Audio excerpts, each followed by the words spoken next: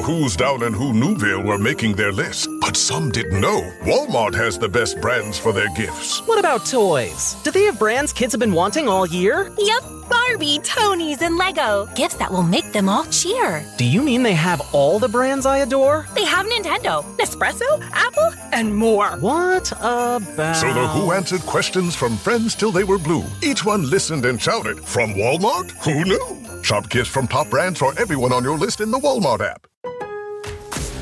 Here for the Lowe's early Black Friday deals? You're right on time for some of our biggest savings. We're talking up to 50% off select major appliances, plus up to an extra 25% off when you bundle select major appliances. Holiday lights going up soon? Select ladders are up to 50% off right now. Get Black Friday prices without the Black Friday crowds. Lowe's, we help, you save. Valid through 11/19. Selection varies by location. Select locations only. While supplies last. See Lowe's.com for more details.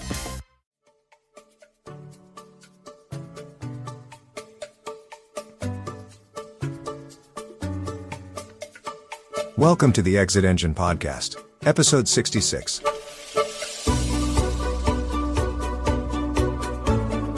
Welcome to the Exit Engine Podcast, the show where founders, owners, and advisors learn how to unlock the full value of their business and exit on their own terms. I'm your host, Joe Stapleton. With me, as always, is my partner in everything exits, John Kniff. John, how are you?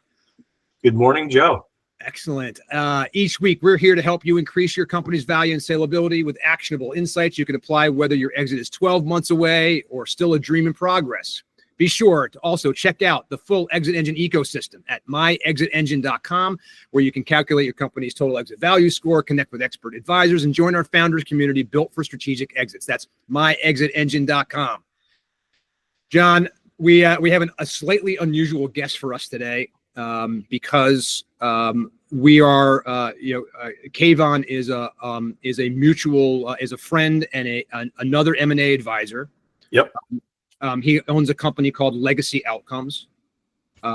They are, again, a sell-side M&A advisory firm. They've got a really good success rate, and I think that's something that's really important to point out here. They've got about, they claim, and we'll talk to Kayvon about this, but a 94% success rate. Legacy Outcomes works exclusively with business owners who want to exit without compromising their mission, culture, or legacy. And that's exactly why we're having Kayvon on here. Exactly. Yeah. Because Kayvon does this also, right? We want you guys to hear that this isn't just us saying this, right? And we've said this before, right? We've said this before. It's like, look, we think that exit planning and selling your business and planning for that exit is important. Yeah. Would we like you to talk to us? Yes. But also, we're not for everybody. And Kayvon and other M&A advisors out there are excellent choices. They do different things. They focus on different industries. So you should, if you're an entrepreneur and listening to this, you should use one of us, right? Reach out to Kayvon, reach out to us. Do something, right? Go to myexitengine.com right now, get on the wait list. And so that we're going to tell you all about the community that we're building right now called My Exit Engine. Go check that out as well.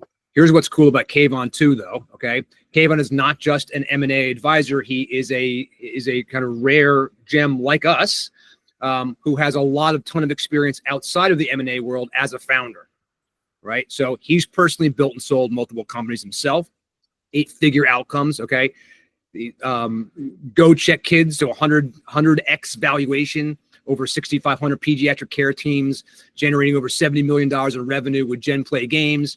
Kayvon has lived both the chaos and the clarity of the exit journey himself, and that's why this is such a great conversation today. So without further ado, let's talk right now with Kayvon Saber. Kayvon, thanks so much for being on the Exit Engine Podcast. Joe and John, it's an honor because, like you guys, I consider Legacy to be in the very small minority of M&A firms that are really changing the trajectory for business owners. Nice. The market, in many respects, is rigged, right? 94% of business owners are unhappy who try to sell, right? You guys know the data as well as I do, but not everyone in your audience is as close to it as we are. 70% of business owners who try to sell fail, and of the remaining 30%, you have 24% of those 30 who have regrets over how they sold. So that means there's 6% left, right? Who are actually happy. And those are of course, the clients who work with a firm like yours or ours, or the minority of firms that are doing things differently. So it's awesome to be, with the minority of good guys today on this. That's awesome. That's so cool. And I love how you put that, because I think that's exactly how we see ourselves too, right? Which is, again, and what we're doing both at Exio and at Exit Engine, right, is the servicing of two slightly different markets, but in the same basic way, right? Which is and I think that we'll talk about this today, which is there are certain kind of standard things, right, that a buyer, okay, is judging a company on, right, and making a decision whether to buy. Now we know that they've already got their own criteria, right? This is our investment criteria. This is the place we play in. We play in this because we've got this experience. We've got a criteria. We're looking for this kind of EBITDA. We're looking for this kind of top line revenue. We're looking for a company that looks like this. Okay. And that's kind of like, that's where we always started, right? Back in our buyer days, that's where we started. What also goes into that then is obviously is the due diligence part, but the due diligence part, right, is often fraught with all kinds of other specific things that, and again, this is what this podcast is all about, that sellers are just not aware of until they are sitting at that point in the table. There are these pitfalls. So from your perspective, Kayvon, as both a founder and as an advisor, what are the common things that you are seeing right out there that the mistakes that founders are making or not doing that are essentially harming them when they get down to, why is this only 6%? I guess is the answer, right? Is the question. Yeah. So let's talk about it first at the highest level and then kind of drill down to a level of granularity that's really practical. Mm-hmm. So at the highest level, I think that the seller's path to regrets starts with untested assumptions. They have a lot of ideas about how this is going to go that have never been validated. Right. And then those untested assumptions meet the actual reality on the battlefield, and they say, oh my gosh, I wish somebody told me, right? So why doesn't anybody tell them? Well, because after you go through a horror story and leave a ton of money on the table as a business owner, you're not going to go onto social media or send an email to all your friends and say, I got my ass kicked. Right. I got rooked. Yeah. You're not going to say I was totally outmaneuvered by the buyers. But let me just say to your audience, I was totally outmaneuvered by the buyers. I was too. And I tell this story all the time. Absolutely. John as well. Yeah. I sold my first company to a public company and my second company to private equity. And I got outmaneuvered in different ways each time, right? And realized, gosh, there needs to be a different kind of representation and a different kind of education. So I'm so grateful to everything you're doing with this podcast and more, from a broader standpoint, because business owners need to hear these realities. So that's the first category, is untested assumptions. Mm-hmm. Let's get back to those in a minute, if you like. We have 7 deadly assumptions, like the 7 deadly sins, that are expensive and common, right? Yep. We go through and educate business owners on. The second category is the brokers. They pave the way toward those regrets with not a lack of intentions typically, but a lack of competence. They might have shifted over from selling cars or selling houses and selling a $500,000 car. And I'm sorry, a $5,000 house. I don't know of a lot of $500,000 cars, but a $500,000 house and a $500,000 business, there's a lot of similarities. But if you're going to sell a $500,000 house, you have nothing in common with the process you use to get the most value for a 10 or 30 or $50 million business. So again, it starts with untested assumptions. Then you have a road to regrets that's paved by mostly well-intentioned brokers. I'm going to come back to that mostly well-intentioned in a minute. And then the third factor is you're going to war with a $4.7 trillion private equity industry. So to bring a pocket knife to that hypersonic warfare is just plain idiotic, right? The buyer has a team of 5 or 10 people with between them 150, 200 transactions. You don't want to go against them as your first rodeo with a broker who is trying to do everything. You're not going to be an expert at recasting, positioning, unlocking financial, strategic, and operational sources of value, storytelling, buyer targeting, and so on and so forth. You would never bring a running back on the field against a fully staffed defensive team with 11 people in the box, right? And the important thing is, with regard to a broker too, like sometimes those incentives are misaligned, right? It's you in real estate too, the same way. The broker gets paid for a transaction, and yeah, you'll get paid for a transaction too. But like to your point, you don't want a transaction at any cost, whereas the broker might want a transaction at a lower cost than you, because what's the difference in his or her commission if you sell for 11.2 million or 9.6 million, right? It means a lot to the owner, maybe not so much financially to the broker. As a business owner, John, just building on your point, I have 3 big issues with brokers, and this is what I was getting at when I said most of them are well-intentioned. That might be a charitable way to phrase it, right? Because most of them are conflicted, right? They're conflicted because they are trying to get paid by the buyer and the seller. Now, someone might think, oh, so their interests are divided. No, they're not divided. They are 100% loyal to the buyers because they're the repeat customers. Right. And they're loyal to the transaction. They want transactions. Like, sorry, I'll speak for the brokers that we've talked to and we've used sometimes. Is they're well-intentioned, right? Most of them, they're well-intentioned. But to your point, Kayvon, they don't have the knowledge of all the things that needs to go into a transaction. Maybe they're good at 2 of them, they're good at 3 of them, but they don't have the skill set to help you with all those things you need to get done before the transaction. Absolutely. They have a place, but it's not a $20 or $40 million enterprise value business. So they are in many cases conflicted. In many cases, they're playing a volume game, right? High retainers. And then if they close the transaction or they close it higher, that's really a nice to have for them.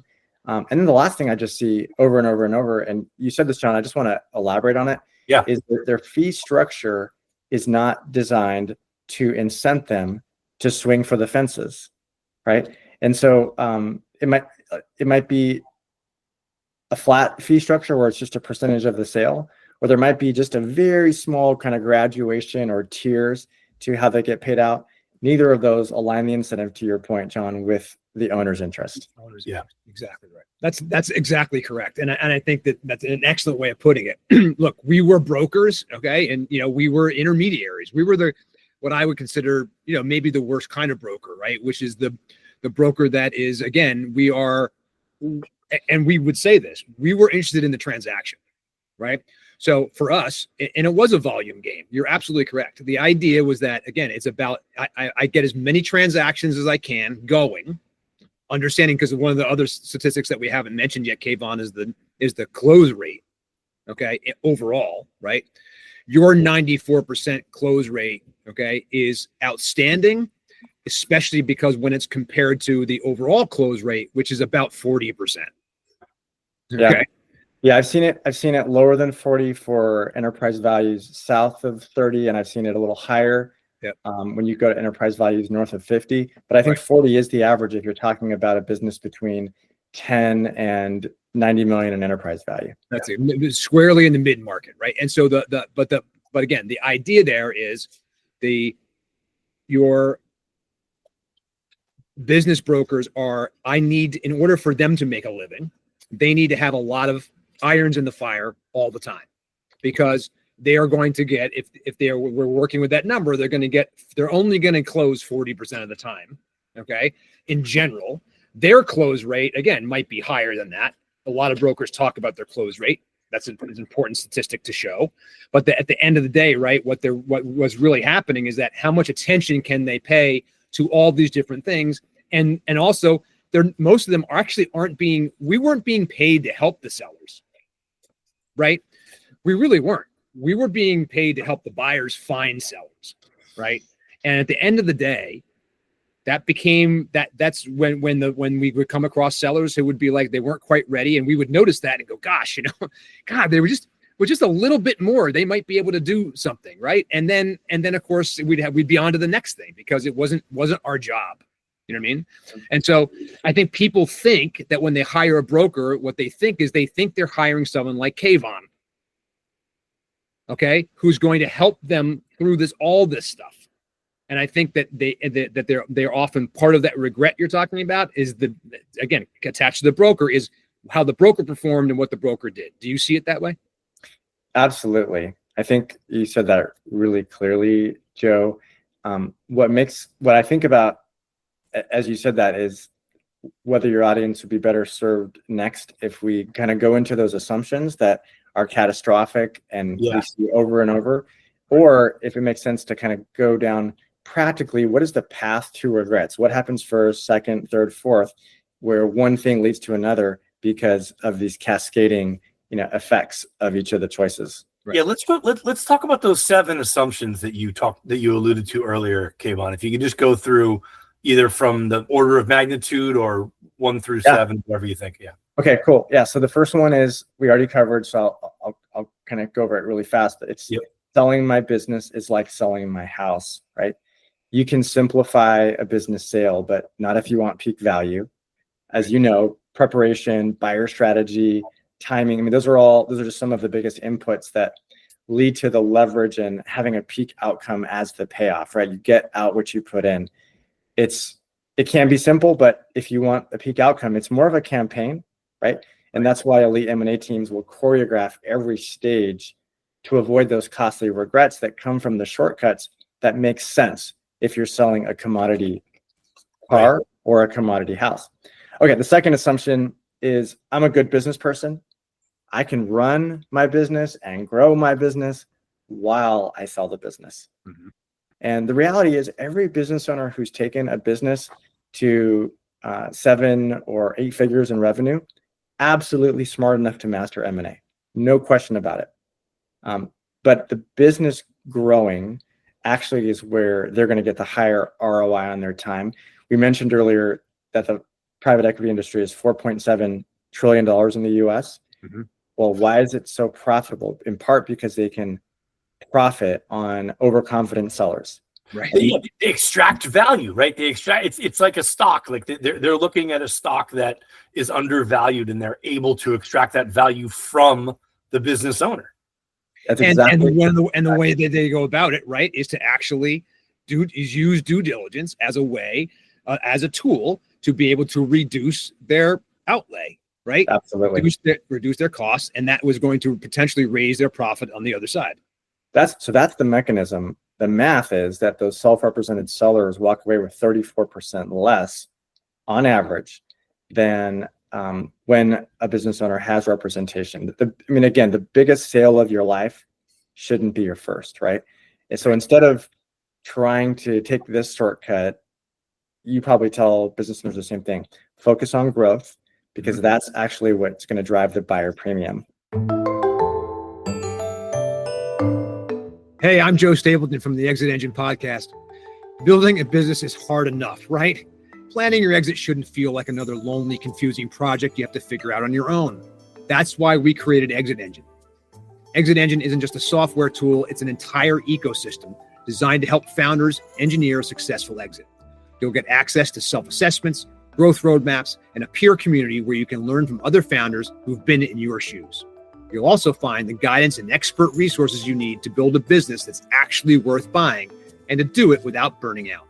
Imagine having the clarity to know what your business is worth, exactly where to focus to improve it, and the confidence to exit on your own terms, whether that's next year or a decade from now. You don't have to do this alone. You don't have to build a business alone. Join us and let's build your exit strategy together. Visit myexitengine.com to get started. That's myexitengine.com.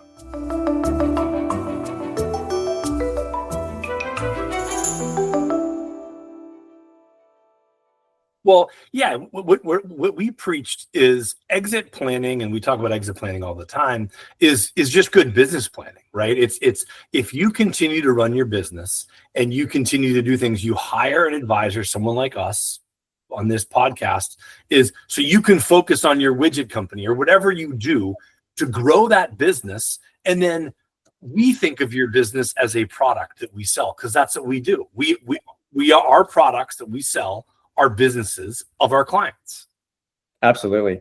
Okay, deadly seller assumption number 3. The price a buyer pays is mostly based on the company's historical performance. Correct. And of course, the past matters, but they are also paying, as you both know, for what they can do with your business. They care about, they prioritize strategic fit, growth potential, and ultimately the risk profile, which you guys are so good at helping people lower over time, even before they sell. So anchoring to the past ultimately blinds the business owner to the real levers of value and leaves the business owner to a defensive negotiation. That's it. They're starting from a defensive place, right? Because again, the first thing that we do, right, the first thing they're asking for, right, are the financials, and right, and I don't know what your experience with this has been, but our experience is that that most people have a problem somewhere in their financials, somewhere, something, right? But again, back to your earlier point about the teams that these people have. Okay, these people do not miss these things, right? You're not going to be able to put one over on a private equity firm. You're just not going to be able to do it, right? They may have another reason to want to buy you, and they may, it happens, right? It happens where people just go, hey, you guys are so good, or I want this so bad that I'm willing to pay a premium for it or whatever. And that's great. And that's great if you can luck into that, right? I sold my marketing company. I think I feel like I lucked into that a little bit, right? It was a timing thing. It was about what we had, and it was about our, about us having a capability that the buyer didn't have and was easier for them to buy, right? And they wanted to buy it at all costs. The problem in reality is that it's not always the case. In fact, it's almost not the case most of the time. So I love the way you phrased that in terms of lucking into it. And as you know, we can systematically create the luck, right? Right. That's what we're trying to do. Time intensive, and most sell-side representation, whether it's a broker, an M&A firm, or an investment bank, don't want to put in that much work, right? So what's a good example of that? When we're selling a company, we're looking at the public company earnings calls. We're looking at their annual reports. We're looking at the private equity communications from the GPs, the general partners to the limited partners, all to find out what are the mandates that this company we're selling fulfills, such that the company is an indispensable asset in the eyes of those buyers, as opposed to another company they might buy, right? Well, yeah, it's so interesting that you said that, Kayvon, because it's like if they have a mandate or they have a desire to get into a certain industry and they're going to buy an anchor company that they're going to then roll up, right? That's where we found sometimes when we're talking to companies is if they're the initial purchase, right, for the company that's going to be the anchor for those roll-ups, that's a different set of valuation metrics than if they're going to be a roll-up company that satisfies a geographic distribution. Do you have experience with talking about or dealing with sort of going towards a private equity firm that's looking for that first one that I mentioned, that anchor? We're selling a medical device distributor right now, and we're targeting 3 different kinds of buyers. Private equity is one of them. And in all of our communication to those private equity buyers, we're saying this is a platform that you can bolt on and build on over time. And what are they looking for in a platform? They're looking for the same thing everyone else is looking for: high gross margins, high EBITDA margin, strong team, scalability, right? Yeah, process, right. Repeatable process, right? Yeah, nothing new under the sun, right? But we have a choice. Are we going to describe it as an anchor or a platform, or are we going to describe it as a bolt-on? And we don't like to leave these things to buyers' imaginations, as it sounds like you also try to avoid, by just painting a bright picture for them, right? Which of course is setting up the negotiation even before we're having the negotiation. Yeah, that's exactly right. Yeah, no, it's a great point, because again, and so much of what we do, again, especially in this early phases, right, where we are, our process, like yours, I'm sure, right, is what we're doing. We're examining the business very, very thoroughly, right? We look at every single thing, every rock, everything, just the way, by the way, that private equity firm is going to do. Right? Absolutely. And we're doing it now where there's no stakes. Okay? There's no stakes. Learning this stuff now and getting this stuff and getting ahead of it, okay, is going to be imperative, because spinning that story, okay, I say spinning may not be a great word, but you know what I mean. When you tell the story of the company that the buyer wants to hear, you need to have that stuff supported. right? And that means that you have to have those details and the financial. Then you have to also explain the things that aren't right, right? What I call marketable inefficiencies, right? The things that I didn't get to.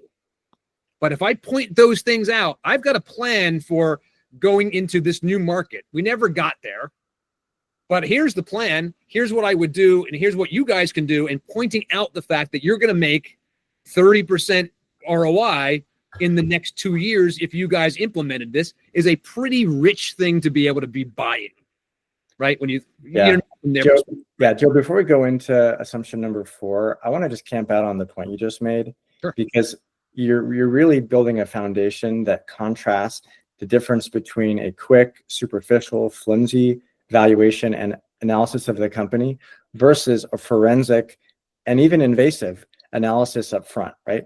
So let me just contrast that for your audience real quickly. And again, build on what you said. A quick valuation is so tempting, right? I'm going to get a little bit of I'm going to take some information that I heard at a conference I was at, or I'm going to basically find a broker who's going to tell me that this is worth what I think it's worth because they want to get those fees, right? But these quick valuations, they gloss over the strategic, financial, and operational building blocks that ultimately drive the true value. And without that forensic analysis, the M&A team really lacks the knowledge to create the leverage and command the premium for the sellers.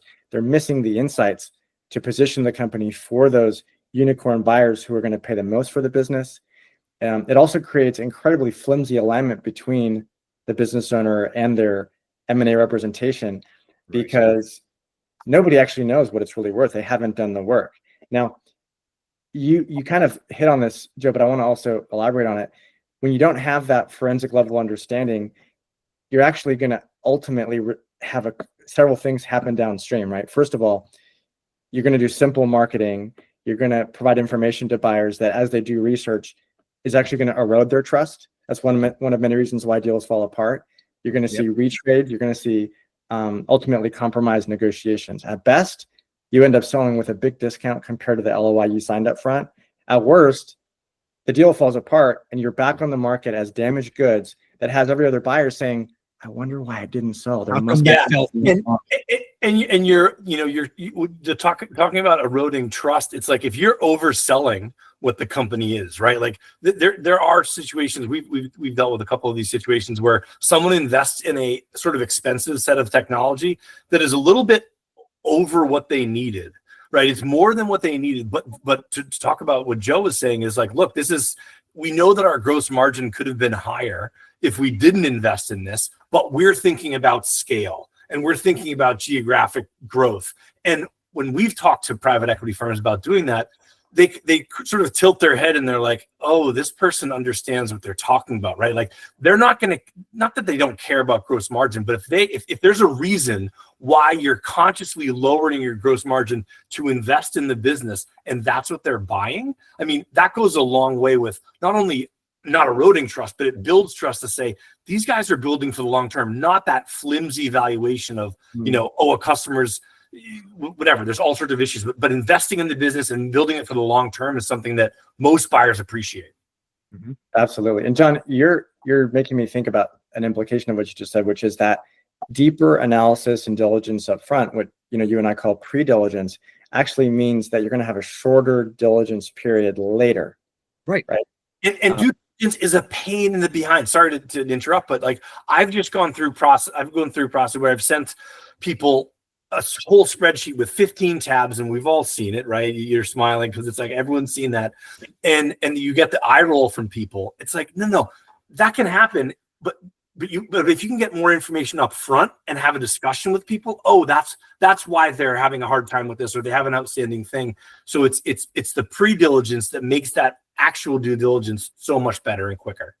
Something I tell business owners is you're going to answer the same questions either now or later. Do you want to do it at your own pace in a methodical way where we're having a conversation and asking, how do we make this even better? Or do you want to do it under the gun when the buyer has more leverage because they've got you under LOI and you're not talking to any other sellers? I'll take the former every day of the week. Yeah, so true, so true. And not just in business sales, on everything. It's just right? Like anytime you have the opportunity to know the answers before the test, right? Like, why wouldn't you take that? So if you're and let me answer my own question for a second, and because I want to talk about this part of it too, which goes back to, again, the regret part and things like that, which is to say, I'm afraid. Okay, deep down, I am afraid to know. Right? You have people who have built things and whatever, but every one of these people has their own stuff, right? They're all human beings here, and at some point, what we see happen a lot, and that regret is tied to this, is I'm sometimes afraid of what I haven't done. Like you said before, I'm not going to share around my regret of my business sale with people because I'm embarrassed by it, right? What we find too is that often people are embarrassed about something that they have, that they're hiding, that they are afraid is going to come out. Is there a thing, whatever, that's going to get them in trouble? And what we try to tell people is that, again, let us be the ones who see that with you, right? And clean that ghost up, or that cobweb, or that skeleton in the closet, whatever that is. Let's do that now, right? Not when you're sitting there in due diligence. So yes, at some point it's going to come out. Yeah, Joe, we use the same phrasing. Let them have the skeletons. Some of them we're going to be able to literally take to the dump because they're no longer a part. They're no longer material to the company's ongoing operations. Right. But better for us to find them and take them out. Others, okay, they are relevant for the company, and therefore they're relevant for the buyer. And so let's disclose them, because that builds the buyer trust you were talking about, right? Transparency builds trust. And so better for us to point that out and say, this is a defect, and here's what you might do about it, than just keep it in the closet, buried behind a bunch of clothes, and then they find it and think, oh my gosh, I don't know if I can trust the seller. What else is there, right? Like, and it gives you opportunity, to your point, is disclose it, and you're dealing with it, or like it's something you're going to have to deal with, buyer, or you deal with it. Like lawsuits are a good example of this. You have a slip and fall lawsuit, like it happens to every company. I mean, not every company, but if you have physical locations, that happens a lot.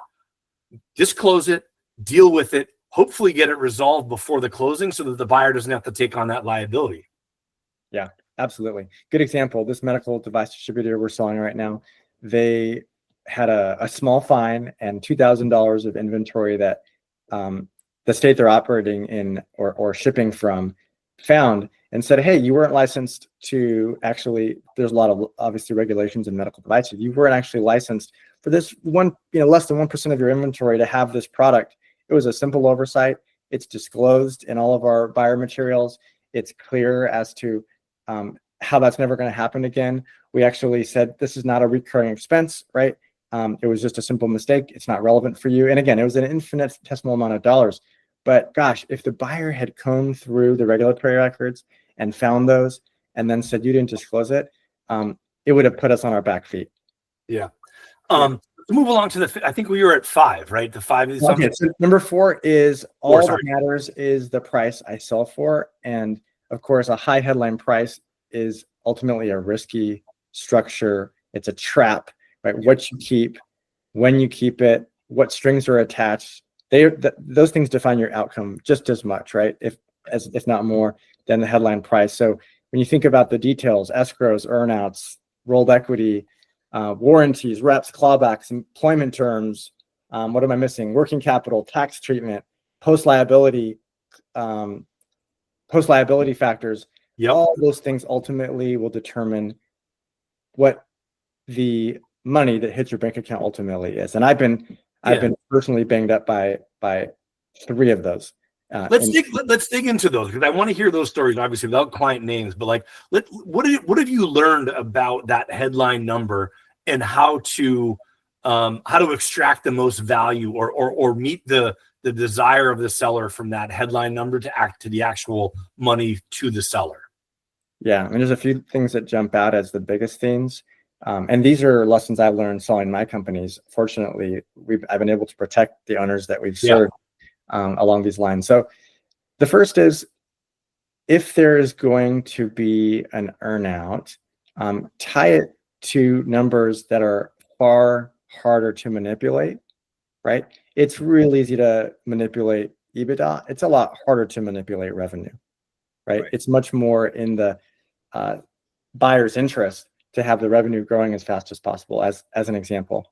Another example, of course, is in many cases, the default purchase agreement is going to push inappropriate liability onto the seller's shoulders. Mhm. And so you need a great M&A team and a great M&A attorney. I said M&A attorney, right? Not an all-purpose attorney. Not just a business attorney, right? You don't want a heart surgeon doing your brain surgery, right? Mhm. And you don't want a heart surgeon doing your rotator cuff, right, repair. You want a specialist, and M&A is a specialty. So yeah, we see that all the time. Of course, a lot of sellers are staying with the company for some season, right, after the sale. Right. And that employment agreement really matters. The sellers don't always take into account the fact that the buyer is their boss, right? And the ongoing relationship with that buyer is something to negotiate, just like the terms associated with the initial payout, right, for the seller. So those are some of the three items that come out in my mind first. What else jumps out as kind of most common areas to mitigate and manage in both of your minds? Well, I think you hit on two of the things that I also experienced, right, in my first sale was, again, no one could argue with the price. The LOI was good. Everything was there. We actually had we had a really good accountant and really good books. And it was always something that was important to us. My partner, who was the CEO, was very much on top of that stuff. And they did a really good job. And in fact, actually, the irony of all of this is that our financial, our CFO is actually now the CFO of the company that purchased us. Oh, That's wow. what she was, right? But the idea that what you just talked about, the biggest thing to me was the employment agreement in the earnout, right? Because we know we have to be there. We have to kind of do this integration. We have to, and we were told, right? We were told that one of the reasons that they wanted to buy us was because of our culture. And that's a bunch of hogwash, by the way, just so you know. So any large company that's buying another one that's not something that can happen. It just doesn't happen in nature. We kind of bought into it because we liked our culture, and people used to talk about, look, we are a digital marketing. We're a family. Anytime someone says we're a family, run for the hills. Run the other way. But anyway, the idea was, what I was faced with was, we earn out, we're there when this thing, and now I'm working for this guy. We haven't earned out yet. I'm still in that. It was a three-year earn out. So we're doing this stuff, and where it's tied to maintaining. The good news, again, even the back end of the deal was decent. Okay. What the problem was that I was then suddenly being told to get on a plane on Sunday night, and fly to some place for the week where and this was now my job to do this all over the world. And I was just like, wait, what are you talking about? I just owned a company, right? I didn't have to do that when I owned this thing. And now you're telling me that even as I, and I knew that I'd leave eventually, right? But I had to be here to get this money, and I had to do this. It was the first thing that I realized was like, oh man, this is not what I thought it was going to be. And mine was EBITDA definition, right? The story that the private equity firm was telling us was, hey, we want to grow you and we want to do this. But they were also like saying, well, you're going to have to fund that growth. Right, you're going to have to fund that growth, which when we're talking about, and when I asked, okay, does fund that growth means that comes out of our EBITDA and that will be the earnout? And they're like, yes. So we were selling the piece of the company, and then we were for less than we thought it was worth, and then we were going to have to fund our own growth. It's like, no, the whole point of this is you guys are going to fund our growth, and we were going to run our business, and you were going to give us money to make it better. Yeah, see the fruits of that. And so like when the story doesn't match what the numbers are, and that happened to me, it was troubling. John, what I'm thinking about as you're describing that definition of EBITDA is how most people approach dating, which has a lot of similarities to how sellers approach buyers. There's a lot of infatuation going on, right? We're filling in a lot of gaps with what we hope is true because that makes us feel good. And so it's so easy for a seller and their broker to say, oh yeah, okay, everybody knows what EBITDA. No. There's 100 different definitions for EBITDA. And if you don't define it, the buyer will define it however results in the most money staying in their pocket and the least money staying in yours. Yeah, well, right, exactly. And hope, as we all know, hope is not a strategy. And you hate to be the one, because I was the one in this case, to be the realistic person and be like, wait a second, what they're saying in our phone calls is not what's in the agreements, right? The agreements clearly state that we are going to fund our growth, and that will. So our EBITDA was going to be nothing. So we're not going to have any. And remarkably, the EBITDA was going to be nothing for the first two years of earnout, and then the third year, we might eke out a little profit that we're going to split. Like we're not getting anything for this. Yeah, there goes 95% of your earnout. Yeah, right. Yeah. And the other thing, the other last thing is when the earnout is 80% of the value, or 80% was a little much, but like if it's more north than 50, you got to realize that money down takes the town, as my grandfather used to say. And if you don't get cash in the bank and cash up front, everything's variable in the future, and the future's uncertain. Yeah, I couldn't agree more. Let's come back to the future is uncertain in a minute, because that'll lead us into our fifth deadly seller assumption. But I want to camp out on this culture point that you mentioned a second ago, Joe. We have spent 10 years refining our process for getting the most proceeds or the maximum sale price and terms for our sellers. What we've seen over the last 2 years is that most of our sellers haven't actually accepted the highest offer.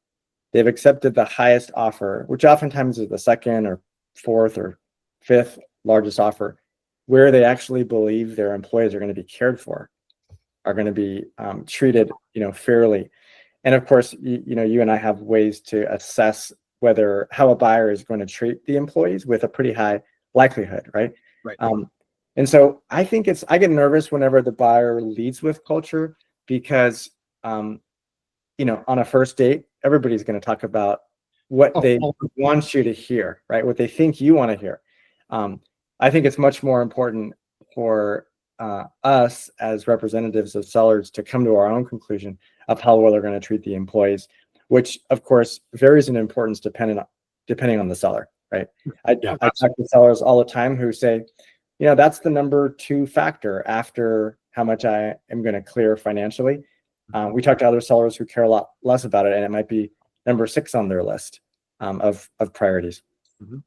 We've come across it with people that it's number 1 on their list, right? I mean, totally. And by the way, and it's a perfectly viable exit strategy to sell the company to the employees. And there's like 100 different ways to do that too, right? So you're right. The idea is that this is all a spectrum, okay? And all of M&A work is a spectrum, okay? And it's a matter of where you fall, what you can do, right? What you can control, what you can't, the levers you can pull, the time you have to pull those levers, right? All those things kind of come into play here.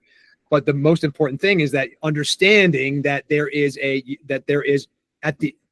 are a lot of details here that are really easy to overlook and assume they're going to fall in your favor. But if you do not expressly address them, both, and to John's point, both on the phone call and whatever, but also in the actual agreements, right? Yeah. If it's in the contract, it's in the contract. If it's not in the contract, it's not in the contract. Right. So as my dad said to me several times as a kid, assumptions make an ass out of you and me.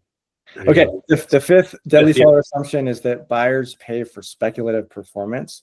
And you and I both know they don't reward speculation. They discount it. They underwrite based on what's proven, not what's promised. But they do pay up for credible markers of growth, like pipeline expansion, recent contract wins, market momentum.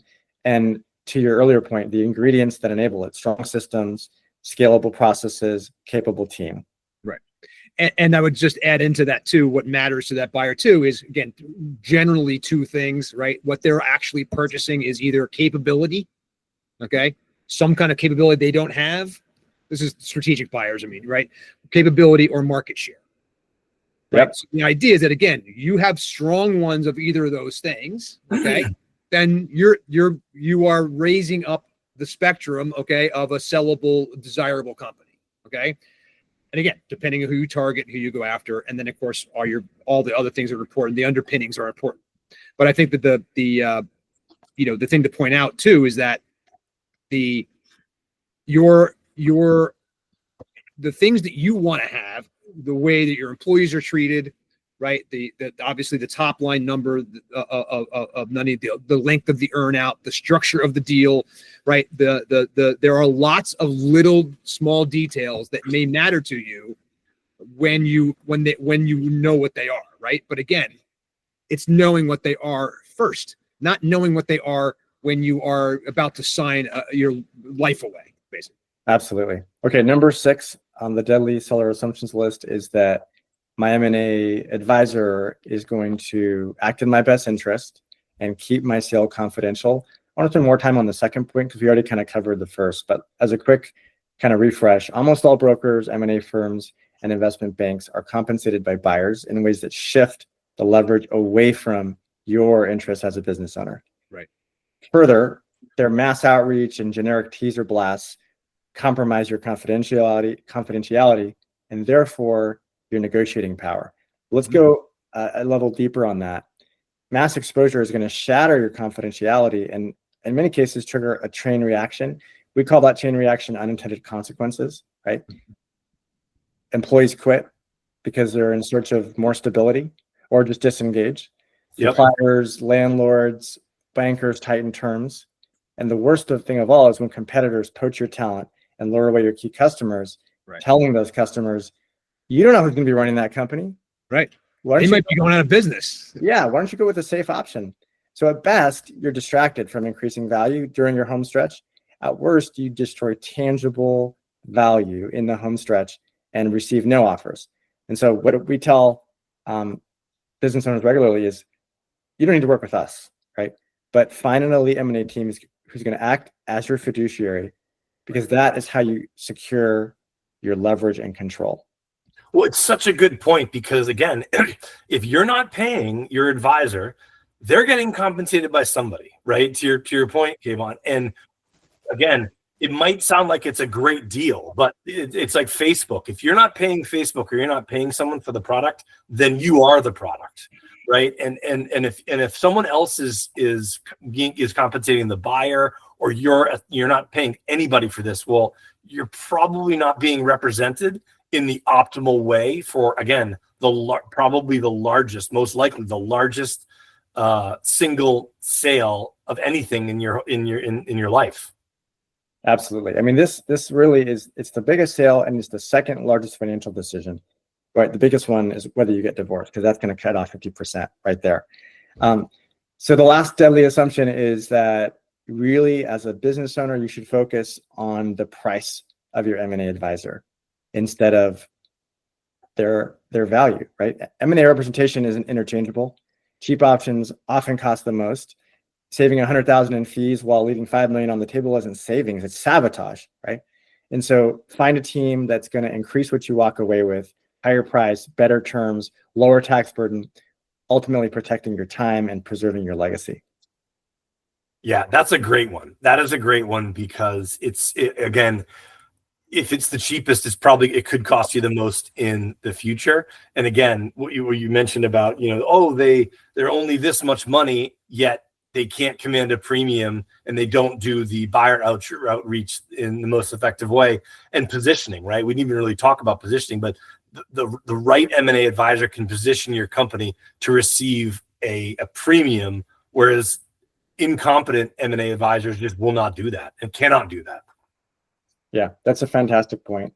You get ultimately what you pay for. And we try to encourage business owners to find an M&A team that is actually going to structure their compensation, to our earlier point, in a way that shows they're actually confident instead of just telling you they're confident, right? The formula is actually worth far more than words or graphics on a PowerPoint. Yeah, it's a great point. Yeah, no question about it. Kayvon, what have you learned? Like, you sound like you've learned a great deal from your own experiences in selling companies into bringing those into your advisory business. What would you say are the top 3 things you've learned from selling your business? You alluded to them before, but what are those things that you're bringing to your clients that you wish you had known? The most important things I want people to walk away from today, based on really all of our experience selling our own companies. The first one is that the market's rigged. right? And that's why so few owners sell, and those who do have regrets. The second takeaway is that there's a predictable path to those regrets. So if you want that outcome, then follow the predictable path. Go in with your own assumptions, use a typical broker, and ultimately you're going to expect to have the same statistics. If you want a different path, right, that's a conscious choice, right? And moving away from the default requires intentionality. That's the difference between the path to regrets and the seller's power path. And then the last thing I'd say that I didn't know when I was selling my first company is that there's massive conflicts of interest in this space. So make sure you understand exactly how your advisor is getting paid. I think this is a great point, and again, worth going over for sure. And again, not to make it self-serving at all. We try very hard on this podcast to not be self-serving. Obviously, we see this podcast as a public service more than anything else. And so, again, the big thing to know here is that, and I love the way that you said it before, somebody's paying for you for your advisor somewhere. Okay. If it's not you, then you got to ask yourself who it is. Okay. If you have an advisor who is saying to you, no, don't worry, I'll take care of all of this, and I'm going to take 10% of the deal. Okay. Then you're going to have to raise your hand, and you're going to say, excuse me, what is your business model? How do you actually make money doing this? Because it would seem to me that that's a lot of work to do, right? To get my company ready for sale. Seems like a lot to do on the off chance that it happens. Yeah, that's a great point, Joe. One thing that is coming to mind as we're talking is that these business owners, of course, are incredibly busy. They're in the trenches, and therefore, all of us, having been there, have a ton of empathy for them for not being experts in M&A, right? Yeah. And therefore, we're spending this time providing this education, not because we think that there's a one-to-one relationship between this education and getting clients, but because we both have a passion to educate way more clients than we'll ever be able to serve with our team. What we do is incredibly laborious. Right? There's a lot of hours, as you just said, that goes into selling a business if you're going to do it right. And so we have a finite amount of time, but having sold the business twice and realizing how rigged the market is, I've decided to make this my second career. And so my hope is that we can educate and equip 100 times as many business owners than we ever actually serve directly, because we have a mandate to sell their business. That's why, of course, I do a lot of these podcast interviews. That's why I'm writing a book. That's why, we are in the middle of a tour around the country, educating business owners. And I'm putting together the 26 budget that we're putting more money into all those things in 26 than we did in 25. So anyway, I just wanted to point out that distinction. And ultimately that shows up in the numbers when someone actually comes to us and says, I'm thinking about selling, or I want to sell. We tell about 55%, these are the numbers for 2024, you're not ready to sell, right? You need to go do these 3 things or these 4 things if you want to generate a peak outcome where you don't have any regrets, right? So that's about 55%. The next 25%, we say, hey, you're actually ready to sell, or you're really close, but it would be better if you worked with Exio, or it'd be better if you go work with this firm or that firm, because of something idiosyncratic about you as a company, you as an owner, and them as an organization. And therefore, we'll make that introduction, right? It's about 1 in 5 times, or 20%, that we say, okay, you're ready, and this is the right fit for us, right? Yeah. Which is to say, we're much more interested in hitting it out of the park than we are getting another mandate. Well, yeah. And look, we don't, there's certain segments that we have referral partners, and just like you're saying, we the last thing we want to do, and is get into a situation where we can't help get a peak sale. Look, we're not magicians. We don't know every industry in the world, but there are people out there that we've partnered with that know those types of industries, and that can really move the needle and can get a peak performance. And we realize that, to your point, Kayvon, we want to educate hundreds of entrepreneurs, and we won't be able to help directly those entrepreneurs, but we know that there are advisors out there that can help them grow their, manufacturing business, as an example, just as something that they can go and help them because they have that specific industry expertise. And look, this is why, to be a shameless plug, because you're making me do it now, is that's exactly why we created Exit Engine, the platform, right? Because for that exact reason, it's you're earlier on, you're not quite there yet. You're not 2 years away. Okay. You're 5 or 10.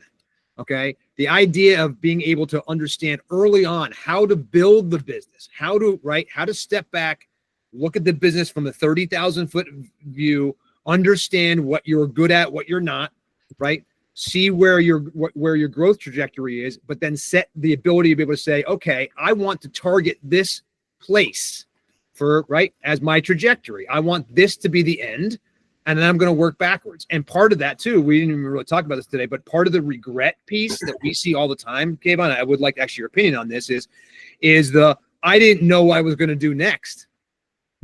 So people have a hard time letting go, right? Especially when you've been doing this a long time and your entire, right? A lot of people, it was for me, I mean, my entire identity was wrapped up in my business. And the other part that was hard that I regret about it, the whole thing, was that nobody told me, hey, you're going to have a mourning period. You're going to have to grieve this. Right. And right. I love that. Yeah. I want to jump into that. I saw a headline last week that said that 50% of CEOs are dead 2 years after they leave their post. Now, I didn't go in and look into the research methodology and verify how they got there. But I would say that you and I both know countless business owners who sold their company, but didn't have that sense of purpose. And that's why over time, as we refined our process, we actually created a 7th stage. It's called legacy, right? And during our exit planning process, we're actually asking questions. And it's not just us. We're oftentimes involving other people that know the business owner well, their wife, their husband, their pastor, their best friends, to help them define not a 90-page plan for what happens after they sell, but directionally, what kind of impact do they want to have it with their family? In many cases, that has to do with family unity and cohesion, with their wealth. A lot of time that has to do with, multi-generations of family and what kind of purpose and value they want to pass on. A lot of times that has to do with specific charitable structures, like a donor advised fund that they're going to set up before they sell and give a percentage of the business to, so that that donor advised fund is well funded at the time of the sale, which obviously reduces their proceeds and has a bunch of tax benefits. We oftentimes are partnering with let me back up. I'll mention a few organizations that have been fantastic partners. So first of all, I'd say NCF, which is the National Christian Foundation. They have offices in about 30 states and have been incredibly helpful.